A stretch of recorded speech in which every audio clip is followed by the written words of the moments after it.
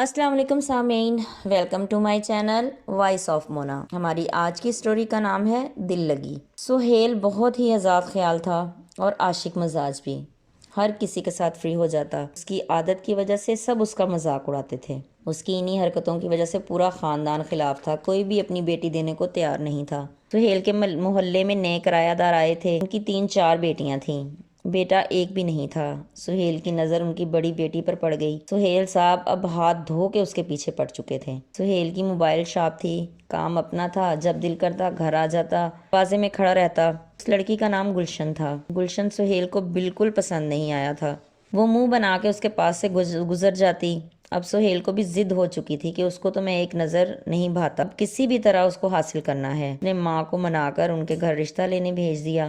ماں بھی مجبور ہو کر چاروں نہ چار بچے کے لیے چلی گئی، انہوں نے صاف منع کر دیا۔ سہیل بہت پریشان ہوا کہ یہ تو بے عزتی ہو گئی ہے۔ سہیل کی ماں نے کہا چھوڑو اور تمہاری شادی کر دوں گی، مگر سہیل نہیں مانا اور ضد پہ اڑا رہا۔ پھر ان لوگوں نے گلشن کا رشتہ کر دیا، گلشن کی شادی ہو گئی۔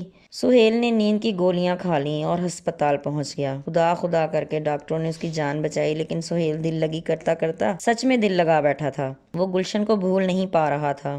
اس کی عجیب حالت تھی، ماں کو بھی فکر تھی کہیں بیٹا کوئی غلط حرکت ہی نہ کر لے۔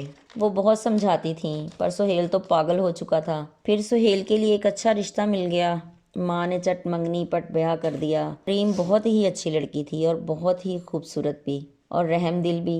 سہیل کی ماں نے ساری حقیقت اس کو بتا دی۔ وہ نیک ماں باپ کی اولاد تھی، اس نے سہیل کو پورا خیال رکھا اور محبت دی۔ حریم کی توجہ اور محبت سے سہیل آہستہ آہستہ زندگی کی طرف لوٹ آیا تھا۔ اب وہ حریم کو بیوی مان چکا تھا، دکان پر بھی بیٹھنے لگا تھا۔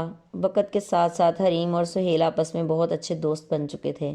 پھر ایک دن گلشن واپس آ گئی، اس کو طلاق ہو چکی تھی۔ پھر سہیل اسے دیکھ کر پریشان ہو رہا تھا۔ حریم نے کہا کہ وہ تمہیں چھوڑ کر چلی گئی تھی اور تم پھر اس کی طرف بھاگ رہے ہو۔ سہیل کو سمجھ آ گئی۔ اب گلشن رابطہ کر رہی تھی لیکن سہیل نے صاف منع کر دیا کہ میری بیوی بہت اچھی ہے۔ پھر گلشن نے نا امید ہو کر اس کا خیال چھوڑ دیا، وہ خاموشی سے بیٹھ گئی تھی۔